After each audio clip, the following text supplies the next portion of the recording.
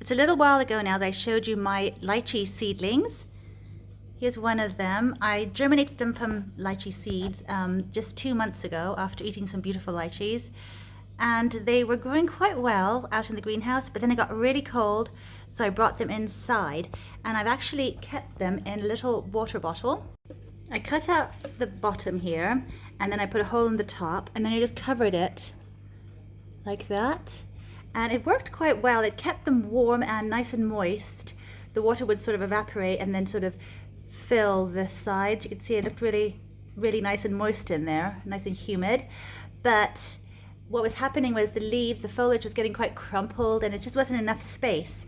And then that can also cause fungus or all kinds of mold and everything. So I took them off, and I need to keep them warm somehow because they are so tropical and they just can't do well indoors here.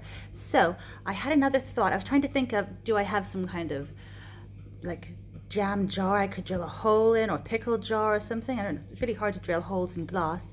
But then I realized something. I have these lovely lanterns. I really do love them. They were originally just metal, and after a few years when they were getting a bit worse for wear, I painted them this sort of white, and I just really love using them in the winter. It's so cozy to have them lit. But I also realized that they've got glass on each side, and then they've got a hole in here, oops, up here, for ventilation. So they'll be perfect little sort of mini greenhouses until I can get a mini greenhouse inside. Because I've seen some of them, they're very decorative. But what I've done is, here's the other one. I've got a little lychee in there already, and he's looking, well, he's so crumpled. You see how he got really crumpled? He's got more leaves on him. So I think having him in here, give him that extra protection. I'll put him in a nice warm window. Hopefully it'll really help. And then he's got that ventilation up there. And hopefully I'll squish them both in there, and hopefully they'll be really happy. It's just an idea. And I'll obviously give some updates and see how it works. But it'll be so fun to keep these guys alive over winter. We'll see how it goes.